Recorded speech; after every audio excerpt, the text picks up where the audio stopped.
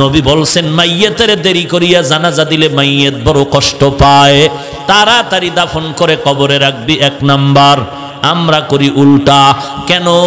ছেলে কানাডায় রইছে, না আইলে জান্নাতের টিকিট দেওয়া যাবে না, জানাজা হবে না। অথচ যে ছেলের জন্য বাবার লাশটা এখনো রেডি করতে চায় না, জানাজা পড়তে চায় না, ওই ছেলে বিদেশে নামাজ পড়ে না, রোজাও রাখে না, ওই ছেলে মোনাজাত দিলেও কবুল হওয়ায় ভিতরে সন্দেহ। এই সন্তানের অপেক্ষায় করে কি লাভ? নবীর কথা মতে জানাজা পড়ায় যদি দাফন করে দিতা, আর সন্তানে সে এলাকার আলেম ওলামা নিয়া যদি কবরের কিনারায় গিয়া দোয়া করত, রব্বির হামহুমা কামা রব্বায়ানি সগীরা, আলেম ওলামাদের দোয়া সন্তানের চোখের পানি বাবার কবর শান্তির ঘর হয়ে যেত।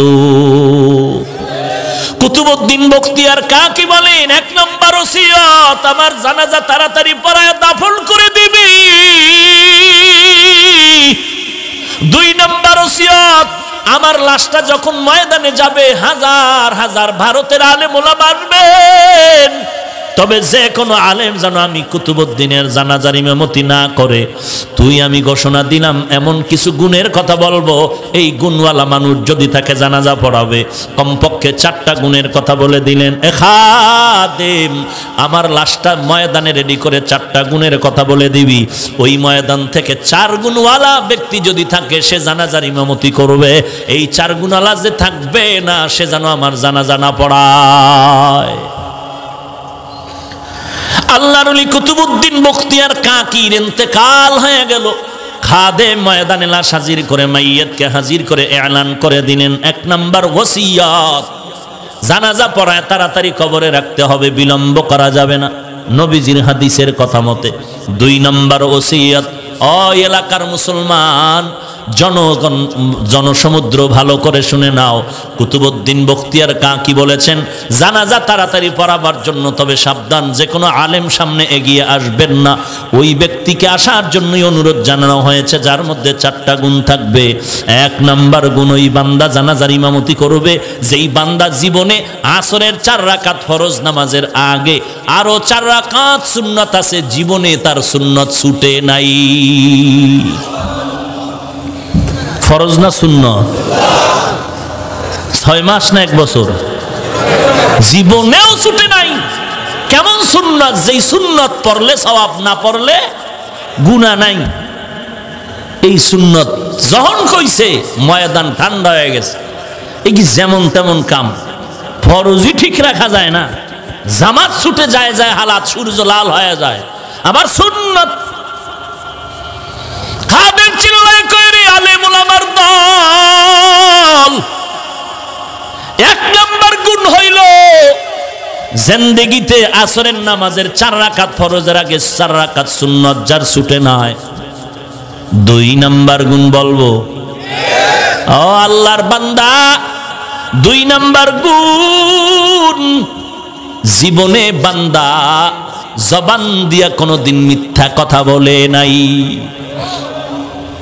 জীবনেও মিথ্যা কথা বলেন। ও হাজী সাহেব, মোবাইলের মাধ্যমে ঘরে থেকে বলো তোমা আমি এখন ঘরে নাই, বহু দূরে। কত মিথ্যা কথা বলে বলে গুনাহ কামাই করতেছো।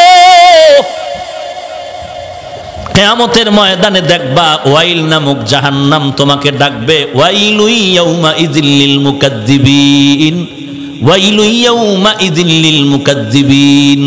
قال النبي صلى الله عليه وآله وسلم আলা, সাবধান হে উম্মতের দল, ইয়াকুম ওয়াল কিযব ফাইন্নাল কিযবা ইয়াহদি ইলাল ফুজুর ওয়া ইন্নাল ফুজুরা ইয়াহদি ইলান নার। এই উম্মতেরা সাবধান, মিথ্যা কথা বলবা না, মিথ্যা তোমাকে ধ্বংসের পথে নিয়ে যাবে। ধ্বংসের পথ মানে জাহান্নামের পথ। ওয়াইল নামক জাহান্নাম মিথ্যাবাদীর জন্য। খাদেম বলে 2 নাম্বার গুণ, জীবনে মিথ্যা কথা বলে নাই। 3 নাম্বার, জীবনে কোনোদিন 2 চোখ দিয়া বেগানার দিকে নজর করে নাই। এই সেলফির গোষ্ঠী, একটা মিস কল পেলেই দৌড়াচ্ছ, তুই চরিত্র যেই রকম ধ্বংস করবি, কপালে বউ থাকলে এরকম চরিত্রহীনা বউ পাবি। তোর চরিত্র যেমন তোর বউ তেমন। তুই বিয়ার পরে ভাবতেছো বউ কেমন, কোনো ভাবার কিছু নাই, ডাইরেক্ট তাবিজ তুই নিজে, তুই যেমন তোর বউ তেমন। জীবনে কত মেয়ের চরিত্র আঘাত করে সরে যুবক, তোর এমন একটা বউ তুই পাবি অতটা যুবকের চরিত্র ধ্বংস করনেওয়ালা। তুই যত মেয়ের জিন্দেগি নষ্ট করেছো, যত মানুষের চরিত্র ধ্বংস করেছো, এমন এক জল্লাদ তোর ঘরে আসবে বউ হইয়া, 1 বছরে তোর 30 বছরের জাল মিটায় দিবে। হাসো বেহায়ার মতো হাসো, টের ভাবি সময় মতো। এরে নবীর আশিক উম্মতের দল, এখানে যেই যুবক আছো সকলের বোন আছে না নাই? হয়তো তোমার নিজের বোন নাই, চাচতো বোন আছে, মামতো বোন আছে, অধিকাংশ তো নিজের বোন আছে। আকল যদি ঠিক থাকে চিন্তা করে বল, তোর বোনের যদি খবর শোনো কেউ হামলা করেছে চরিত্রের উপরে, তোর কাছে খুশি লাগবে? তো আর একটা মেয়ের উপরে যখন হামলা করো, ওর মা বাবা ওর ভাইয়েরাও তো খুশি হয় না, আল্লাহর লানত তোর উপরে আসবে। আয়নার সামনে তাকাইয়া দেখ তোর চেহারার ফুটন্ত সেই রং কোথায় চলে গেল। তোরে এখন গাঞ্জাখোরের মতো কেন দেখা যায়? তোর চেহারা দেখলে কেন মায়া লাগে না? ওই মোবাইল হলো তোর ধ্বংসের কারণ। ভাইরা আমার, আল্লাহর বান্দা কুতুবউদ্দিনের খাদেম চিন্তা করে ডাক দিয়া কয়, 3 নাম্বার গুণ জীবনে বেগানার দিকে নজর করে নাই। 4 নাম্বার গুণ হলো জিন্দেগিতে কোনোদিন তাহাজ্জুদের নামাজ কাজা করে নাই। তাহাজ্জুদ বুঝেননি? যেটা ফজরের আজানের পরে পরে, হ্যাঁ, হায় হায়, পূজানি মাদ্রাসায় পড়ি আর মসজিদে নামাজ পড়াইতাম ছাত্র জীবনে। তো ছোটবেলার থেকে যেহেতু কণ্ঠ ভালো, মা গজল শিখাইতেন, ফাঁকে ফাঁকে বলতাম। তো আজান দিতাম মাঝে মাঝে আর গজল কইতাম। তো নামি এক ব্যক্তি এলাকার ধান্দাবাজ কয়, আমরা তাহাজ্জুদ পড়ি, আপনি গজল বলেন কেন আজানের পরে? আমাদের ডিস্টার্ব হয়। এবার বুঝেন যে আজানের পরে কি তাহাজ্জুদ পড়ে মগা। হেই হইল মসজিদের সভাপতি, কথা কয় না? ভাইরা আমার, বড় দুঃখ, তাহাজ্জুদের নামাজ এমন একটা নামাজ, 5 বেলার নামাজ ফরজের আগে তাহাজ্জুদ ছিল বড় আবশ্যকীয় নামাজ। যদিও 5 ওয়াক্ত নামাজ ফরজের পরে তাহাজ্জুদের ফরজিয়াত বাতিল হয়ে গেছে, কিন্তু মর্যাদা 1 বিন্দু বাতিল হয় নাই। অতি গভীর হয় রজনী যখন, নীরবে প্রভুর নাম জপিও তখন। প্রভুর করুণা যদি পাইবারে চাও, প্রভুর করুণা যদি পাইবারে চাও, গভীর রাতে উঠে প্রভুর গুণগান গাও, গভীর রাতে উঠে প্রভুর গুণগান গাও। ও দোকানওয়ালা ভাই, আপনি দোকানদারি বন্ধ করে রাত্র 12টায় বিদায় নেন, বাসায় গিয়া ফ্রেশ হইয়া এরপরে খানা খান, খানা খাইয়া ঘুমাইতে আপনার 2টা বাজে। একটু যদি মুজাহাদা চেষ্টা করে 2 রাকাত তাহাজ্জুদ পরে ঘুমায় যান, আপনার মতো ধনী ব্যবসায়ী জগতে আর কেউ হতে পারে না। আপনার মতো ব্যবসায়ী সম্পর্কে আল্লাহর রাসূল সুসংবাদ দিয়েছেন, রাসূলের পাশে জান্নাতে থাকবেন। আত-তাজিরুস সুদুকুল আমিন মা'আন নাবিয়্যিনা ওয়াস-সিদ্দিকিন ওয়াশ-শুহাদা'i ওয়াস-সালিহিন। সৎভাবে যারা ব্যবসা করবে আল্লাহর নবীর তরিকা মতে। নবীর তরিকা বুঝেন কি? বিক্রি করা মাল ফেরত নেওয়া হয় না। কেন এই সাইনবোর্ড নাই দোকানে? বলেন। যারা লেখে বিক্রি করা মাল ফেরত নেওয়া হয় না, তারা ধোঁকাবাজ। আর যারা লেখবে অবশ্যই বিক্রি করা মাল ফেরত নেওয়া হয়, তারাই হলো নবীর আদর্শের ব্যবসায়ী। কেউ যদি একটা মাল ফেরত দিয়ে কয় ভাই টাকা দাও, ও দোকানওয়ালা ভাই আপনি যদি মালটা রেখে টাকা ফিরায় দেন, ওই মাল আল্লাহর পথে দান করার সমান সওয়াব এমনিই পেয়ে যাবেন। কত সহজ ব্যবসা করে জান্নাতে যাওয়া। আর মুসলমান ব্যবসা করতে গিয়া মিথ্যা কসম করে, কিছু আমরা বললেই বলে মিথ্যা চালা সারা ব্যবসা চলে না হুজুর, কি করব? খাদেম দাঁড়ায় বললেন 4 নাম্বার গুণ জীবনে তাহাজ্জুদ যার ছুটি নাই। একটা আর দুইটা না, কঠিন 4টা গুণের কথা বলার পরে ময়দান থেমে গেল। কার আছে এই গুণ? খাদেম চিল্লায় কয় দেরি কেন, দেরি কেন, তাড়াতাড়ি আও। অবশ্যই তো 4 গুণওয়ালা বান্দা এখানে আছে, না হয় কুতুবউদ্দিন বলে যাইতেন না। কেন দেরি করেন, তাড়াতাড়ি জানাজা পড়ায়া দেন। এই কথা বলার পরে হঠাৎ করে ময়দানের পেছন থেকে একটা চিৎকারের আওয়াজ আসলো। পেছন দিক দিয়ে একজনে ডাক দিয়ে কয় একটু রাস্তা করে দে, কুতুবউদ্দিনের কাছে যাওয়ার মতো একটু রাস্তা বানায় দাও। সকলের নজর কেড়ে নিল, ওই বান্দা রাস্তা করে দিল। সবাই ভাগ্য নির্ণয় করে কপাল এত ভালো কার। তাকায় দেখতেছে, চিৎকার মেরে মেরে দৌড়ায় সামনে আসলো। সামনে এসে চিল্লায় কয় কুতুবউদ্দিন কি সর্বনাশ না করেছ, আমার এই 4 গুণের খবর আমার স্ত্রীও জানে না। আমার এই 4 গুণের সম্পর্ক আমার আল্লাহ তাআলার সাথে গোপন। আজকে এমন ভাবে ঠেকায় দিলের কুতুবউদ্দিন, জানাজা না পড়ায় উপায় নাই, বেঁচে থাকতে পারলাম না। জানাজা পড়ায় দিলেন কোন ব্যক্তি? মনে হয় যেন কোন দরবার শরীফের কুতুবে আলম। না না, ইতিহাসের পৃষ্ঠা বলে ভারতের জমিনে রাষ্ট্র পরিচালনার মধ্যে একজন রাষ্ট্রনায়ক শামসুদ্দিন আলতামাস রহমাতুল্লাহ আলাইহি একদিকে দেশ চালায়, অপর দিকে তাহাজ্জুদ কাজা হয় না। একদিকে দেশ পরিচালনা করে, অপর দিকে বেগানার দিকে নজর করে, জীবনে তাকায় নাই। একদিকে দেশ শাসন করে, অপর দিকে তার আসরের আগে 4 রাকাত সুন্নাত ছুটে নাই। একদিকে দেশ পরিচালনা করে, অপর দিকে জবান দ্বারা কখনো মিথ্যা কথা বলে না। সময়ের শফাত, আখিরাতের লাইনেও যদি সময়টারে কাজে লাগাও রে ভাই। এখন কেউ বের হইয়া বাসায় গিয়া কেউ ঘুমাবে না।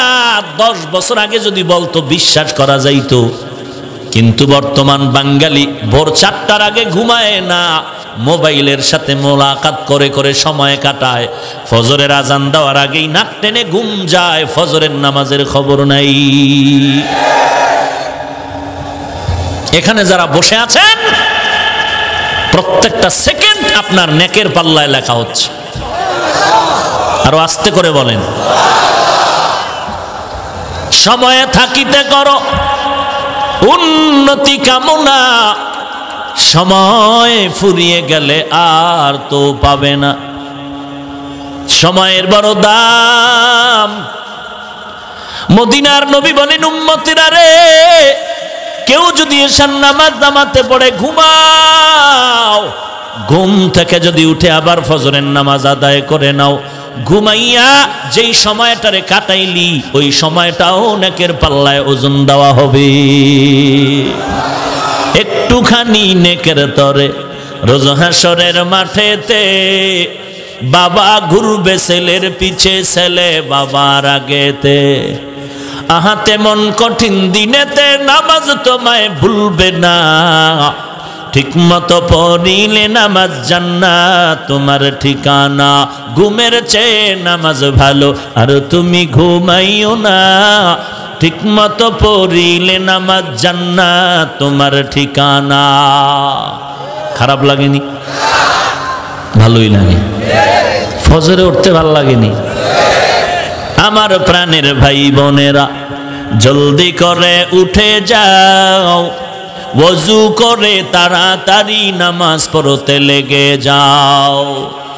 আহা নবী বেনামাজির শাফাআত করিবেন না, ঠিকমতো পড়িলে নামাজ জান্নাত তোমার ঠিকানা। ঘুমের চেয়ে নামাজ ভালো আর তুমি ঘুমাইও না, ঠিকমতো পড়িলে নামাজ জান্নাত তোমার ঠিকানা। ঠিকমতো নামাজ মানে সপ্তাহে একদিন শুক্রবার জুমা, তাহলে বছরে 2 বার। তা কেমনে? হ্যাঁ 5 ওয়াক্ত। সপ্তাহে কয়দিন? একদিন না প্রতিদিন? না পড়লে মাঝে মাঝে সমস্যা নাই তো? আপনাদের তো নাই, আছে তো পড়েন না কেন? জুমার নামাজে মসজিদ ভর্তি, রাস্তাঘাট বোঝাই। ফজরের নামাজে মুসল্লির খবর নাই কেন? সবাই আমেরিকার সফরে। হ্যাঁ এ যুবক, আল্লাহর নবী বলেন এশার নামাজ পড়ে ঘুমাইছো, আবার যদি ফজরের নামাজ উঠে সময় মতো আদায় করতে পারো, ঘুমাইয়া যেই সময় কাটাইলি ওই সময়টা অনেকের পাল্লায় দেওয়া হবে। এমন সুন্দর সুযোগ আমার নবীর মোহাব্বতে পাইলি, উম্মত গ্রহণ করলি না। এই সুযোগ অন্য নবীর উম্মতেরা পায় নাই। আদম আলাইহিস সালাম আল্লাহর দরবারে আরজি পেশ করেন, দুঃখ করেন, আমি আদম একজন নবী আর মুহাম্মদ নবীর উম্মতেরা আমার থেকেও বড় দামি হবে। কেমন দামি হবে? আমি আদম নবী হইয়া একটা ভুল করেছি, মার্জিত ভুল নাকি অমার্জিত? মার্জিত ভুল করেছি, যেটা আল্লাহর কাছে ভুল না, আমি মনে করি ভুল। আমি আদম একটা ভুল করেছি আর উম্মতে মুহাম্মদীও ভুল করবে, ব্যবধানটা কেমন হবে? আমি আদম নবী হইয়াও একটা ভুলের কারণে আমার জান্নাতি পোশাক পরে গেল, উলঙ্গ হয়ে গেলাম। আর মুহাম্মদের বরকতে ওই উম্মতেরা যদি একটা ভুল করে, কখনো পোশাক তার শরীর খালি করবে না। আদম বলেন আমি আদম নবী হইয়া একটা ভুল করেছি, মার্জিত ভুল। এই ভুলের কারণে আল্লাহ জান্নাত থেকে ধাক্কা দিয়ে আমাকে দুনিয়াতে পাঠিয়ে দিয়েছেন। আর মুহাম্মদের বরকতে যদি উম্মতেরা ভুল করো, তোকে আল্লাহ এক জমিন থেকে আর এক জমিনে ধাক্কা দিয়ে ফেলে দিবেন না, বরকত নবীজির। আদম নবী বলেন আমি আদম নবী হওয়ার পর একটা মার্জিত ভুল করার কারণে আল্লাহ তাআলা আমার স্ত্রীর থেকে আমাকে আলাদা করে দিয়েছেন। একদিন আর দুদিন না, বছর বছর এত দূরত্ব হয়ে গেল, আমি আর আমার বিবি হাওয়াকে চিনি না।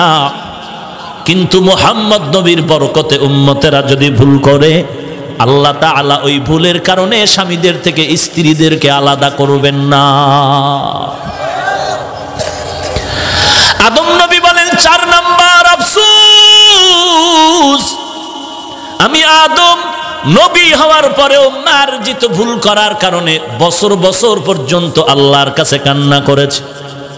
এরপরও আল্লাহ ক্ষমার জন্য একটা জায়গা নির্ধারণ করে দিলেন, জাবালে রহমত। ওই পাহাড়ের চূড়ায় গিয়ে ক্ষমা চাও, বলো রব্বানা যালামনা আনফুসানা ওয়া ইল্লাম তাগফির লানা ওয়া তারহামনা লানাকুনান্না মিনাল খাসিরিন। আদম নবী আল্লাহর কাছে ক্ষমা চাইলেন ওই রহমতের পাহাড়ে গিয়ে। আদম বলেন, আদম নামে সর্বপ্রথম তুমি আমায় বানাইয়া তোমার সাথে কাহার নামটা লিখি না রাখিয়া। আল্লাহ বলেন, আমার বন্ধু মুহাম্মদ আমার সাথে জড়িত, যাহার সৃষ্টি না হইলে আসমান জমিন না হইত। আদম নবী বলেন, আমি ভুল করে কেঁদেছি শত শত বছর। আল্লাহ তাআলা ক্ষমার জন্য নির্ধারিত পাহাড় বানায় দিলেন, ওই পাহাড়ে গিয়া ক্ষমা চাও। আর আখিরি জামানার নবী মুহাম্মদের উম্মতেরা তো সুযোগ, একটা একটা ভুল করার কারণে আল্লাহ একটা নির্ধারিত কোনো জায়গায় পাঠায় দিবেন না তওবার জন্য, বরং আল্লাহ আখিরি নবীর বরকতে বলবে উম্মতেরা যেখানেই তওবা করবি সেখানেই তোর গুনাহ মাআফ।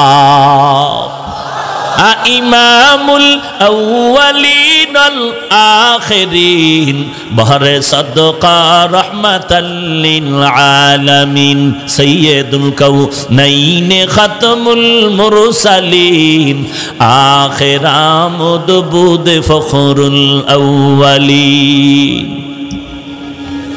আজকে বেঈমান নবীর কালেমা পড়ে মুসলমান হয়, নবীর আদর্শ দেখি।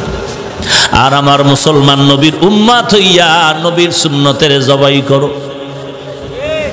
নবীর আদর্শ এত সুন্দর, বেঈমানেরা দেখে দেখে নবীর আদর্শের পাগল হয়ে কালেমা পতাকায় ঢুকতেছে। আর আমার কলিজা টুকরা যুবক আমার নবীর আদর্শ জবাই করিয়া ক্রিকেটারের সাইজে চুল কেটে বান্দর হচ্ছে। নবীর নিয়ে গর্ব করবি বেঈমানের সাথে। এই বেঈমান, আমরা এমন একজন নবী পেয়েছি, দুনিয়াতে যত আদর্শ দেখেছি সব আদর্শগুলো নাপাক, একমাত্র মদিনার নবীর আদর্শই হলো পাক। সময়টারে কাজে লাগাও রে ভাই, আখিরাতের লাইনেও যদি কাজে লাগাও বড় দাম হয়ে যাবে। হাকিমুল উম্মত মুজাদ্দিদুল মিল্লাত শাহ আশরাফ আলী থানভী রাহমাতুল্লাহ আলাইহির এত নাম কেন, এত দাম কেন? টাকা বেশি ছিল না, না, হাজারের উপরে কিতাব লিখেছেন, আবার দাওয়াতেরও কাজ করেছেন, তাজকিয়ায়ে নফসেরও কাজ করেছেন, দর্স তাদরিসেরও কাজ করেছেন। এই কি হইল? আমি তো গুছাই নিতেছি দোয়ার জন্য, খারাপ লাগে? তাই গজবের ব্যারাম কেন? যদি ভেতরে দীর্ঘ টাইম বসার অভ্যাস না থাকে ঢুকলেন কেন? বাহিরে দাঁড়ায় বিড়ি টানতেন আর বয়ান শুনতেন, দেখতামও না, কিছু বলতামও না, আর 5 মিনিট মোনাজাত হয়ে যাবে, কেউ উঠলে এর আগেই হয়ে যাবে। আর নমুনা তো তাই দেখা যাচ্ছে।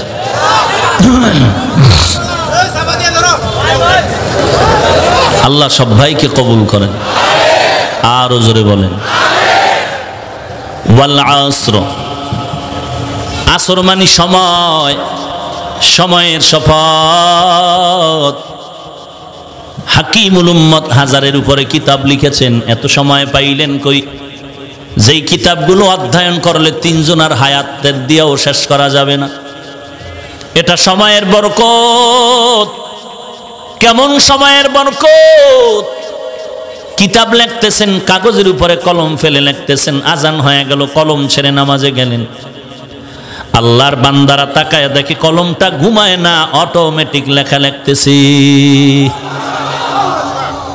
এটা কেমনে হয়? কেমনে হয়? কেমনে হয়? মুরব্বী না থাকলে বোঝানো যাবে না। এটা আল্লাহর কুদরতে এমনে হয়। এই পাওয়ারটার নাম ফুরকান। এই পাওয়ারের নাম কি? ফুরকান। ইয়া আইয়ুহাল্লাযীনা আমানু ইন তাত্তাকুল্লাহ ইয়াজআল লাকুম ফুরকানা। তাকওয়ার উপরে চলো, আল্লাহ তোমাকে ফুরকান নামের দৌলত দান করবেন। মা মা'নাল ফুরকান? হুয়া নূরুম মিন ইলাহি। আল্লাহর পক্ষ থেকে একটা নূর। এই নূরের দ্বারা কি করে? মা ফুররিকা বিহি বাইনাল হাক্কি ওয়াল বাতিল। ওই নূরের আলো দিয়া হক বাতিল নির্ণয় করে আল্লাহর তাকওয়াওয়ালা বান্দারা হকের পক্ষে আগায়া যায়। এনে নবীর আশিক উম্মতের দল সাহাবায়ে কেরামরা আমাদের থেকে আমলের দিকে কম ছিলেন না বেশি? হায় হায়, আমাদের থেকে তাদের ইলম কম না বেশি? কেমন বেশি? কোনো তুলনা নাই। এত বড় আলেম, এত বড় মুফতি, এত বড় মুহাদ্দিস সাহাবাদের থেকে আর কেউ। এরপরেও ব্যবসাও করেছেন, চাকরিও করেছেন, জিহাদ করেছেন, আবার তাহাজ্জুদ, ইশরাক, আউয়াবিন, চাষ কোনোটা বন্ধ নাই। এত আমল, এত ইলম, এত ব্যস্ততার মাঝেও তাদের তাহাজ্জুদ বন্ধ নাই। আবার রাতের বেলা নামাজে দাঁড়ায় কান্নার আওয়াজ, কবরে একা আমি কেমনে থাকবো। এরে নবীর উম্মতের দল, এই জন্য এদের এত নাম, এত দাম। আল্লাহ বলেন সময়টারে কাজে লাগাও, দুনিয়ার লাইনও দামি হয়ে যাবে, আখিরাতের লাইনও দামি হয়ে যাবে। আসরের আরেকটা অর্থ হলো আসরের নামাজ। তো অর্থ কি হবে? ওয়াল আসর শব্দের অর্থ হবে আসরের নামাজের শপথ। আসরের নামাজের শপথ কেন? বলে আল্লাহ পাক এই নামাজের মধ্যে কিছু বিশেষত্ব রেখেছেন। কোরআনের অন্য আয়াতে আল্লাহ বলেন হাফিজু আলাস সালাওয়াত ওয়াস সালাতিল উস্তা, সমস্ত নামাজের হেফাজত করো, বিশেষ করে মধ্যবর্তী নামাজ, দিন আর রাতের মাঝখানে আসরের নামাজ, সমস্ত নামাজের হেফাজত করোর মধ্যে আসরও ঢুকানো আছে। আবার আল্লাহ আসরের কথা ইশারাতান আলাদা কেন বললেন? বলে আসরের নামাজটা এমন একটা নামাজ, দিনের বেলার ফেরেশতারা ডিউটি শেষ করে বিদায় নেয়, রাতের বেলার ডিউটি করনেওয়ালা ফেরেশতারা ডিউটি শুরু করে। বরুড়া থানার ওসি সাহেব নতুন আসতেছেন, পুরান ওসি সাহেব বিদায় নিচ্ছেন। এমন সময় নতুন ওসি সাহেব বলেন, ভাই বরুড়ার হালাতগুলো আমাকে একটু ডায়েরি করে দেন। বলে ভাইজান 10 জন লোকের নাম ডায়েরি করে দিলাম, এই এলাকার বড় দামি, এদের সাথে যোগাযোগ যথাযথ রাখলে হাদিয়া ভালো সময় মতো পেয়ে যাবেন। আর নিরপেক্ষতার সূত্রে কিছু যদি জানতে চান, বরুড়া কেন্দ্রীয় মসজিদের খতিব থেকে জেনে নিবেন। পুরান ওসি যা বলে গেল, নতুন ওসি এসে তা মূল্যায়নের সাথে ওই অনুযায়ী ফলো করে আগাচ্ছে। বিদায়বেলা দিনের ফেরেশতারা বলে আসরের নামাজের মধ্যে যেই মানুষগুলো দাঁড়ানো আছে, আমরা রিপোর্ট দিলাম এদের মতো ভালো মানুষ জমিনে নাই। রাতের ফেরেশতা ডিউটির শুরুতে লিখে দেয়, ওরাও ভালো বলেছে, আমরাও বলে দিলাম এরা ভালো মানুষ। কিসের বয়ান শুনবেন যুবক? পায়ে হাত রেখে বলি, এই গভীর রাত আল্লাহর কাছে তওবা করো। দুনিয়াটা কিছুই না, একটু ঘুমের গলে বালিশে মাথা লাগায় চিন্তা করিও, এমন একটা আমল কি জীবনে করতে পেরেছ আল্লাহর কাছে পেশ করলে আল্লাহ মাফ করে দিবে? এমন একটা আমল জীবনে করছো নি বলো? এই যুবক, একটা আমল তোমার মন বলে যে এটা আল্লাহর কাছে বললে আমার মাফ করে দিবে, এমন একটা আমল করছো কিনা? যদি করে না থাকো তওবা করো। তুমি করবা কি করে? সারা দিন যদি লেখাপড়ার ফাঁকে ফেসবুকে হাটাজারির নিয়ে গালি দাও, চরমনাইর নিয়ে গালি দাও, দেওবন্দির নিয়ে গালি দাও, কওমির নিয়ে গালি দাও, তাবলীগ নিয়ে গালি দাও, তো হবে কেমনে? কপাল তো আরো পুড়তেছে। যারা চরমনাইর বিরুদ্ধে কথা বলে, জিকিরের বিরুদ্ধে কথা বলে, যারা তাবলীগের বিরুদ্ধে কথা বলে, আল্লাহওয়ালা পীর মাশায়েখের হক্কানীদের বিরুদ্ধে কথা বলে, যারা কওমি দেওবন্দির বিরুদ্ধে কথা বলে, তারা ভণ্ড, তারা বাতিল। কোন দলিল নাই, এটাই দলিল। জিকিরের বিরুদ্ধে কথা বলাই দলিল, সে বাতিল। ভাইরা আমার, আল্লাহর কাছে তওবা করো, গীবত শিকায়াত থেকে হাতকে বাঁচাও, জবানকে বাঁচাও, নজরকে বাঁচাও। গুনাহ করে করে জীবনটারে নষ্ট করেছো, কোথায় কোন দিন কি পরিমাণ গুনাহ করেছো আব্বা আম্মা ভাই বোন কেউ জানে না, আল্লাহ জানেননি। আল্লাহ কয় আমি জানার পরেও তোর জন্য রাগ করে পানি বন্ধ করি নাই, বাতাস বন্ধ করি নাই, বরং আমি ডাকি তওবা কর। আমি আল্লাহ তোর জিন্দেগীর তওবার বিনিময়ে সব গুনাহ মাফ করে দিব। এ যুবক ভাই, আপনার মতো আমার মতো বহু যুবক নামাজি দাড়িওয়ালা স্কুল কলেজে পড়ে আছে না নাই? কোটি টাকার ব্যবসা করে হারাম খায় না, অভাব নাই। এরা আবার পুলিশ বিডিআরের চাকরি করে, অভাব নাই। কৃষি কাজ করে, ড্রাইভারি করে, নামাজ বাদ দেয় না, দাড়ি কাটে না, অভাব নাই। তুমি কেন পারবা না? আল্লাহর কাছে তওবা করো, আল্লাহ তুমি মাফ করে দাও। এই ময়দান থেকে খালি হাতে ফিরতে চাই না। আজকে থেকে গুনাহ করব না, নামাজ ছাড়ব না, মা বাবাকে কষ্ট দিব না, আল্লাহর নবীর তরিকার বাহিরে চলবো না। তওবা করার জন্য যদি দিলটা তৈরি হয়, মুনাফিকি যদি না থাকে, খাঁটি তওবার নিয়তে দুটো হাত আল্লাহকে দেখায়া দাও।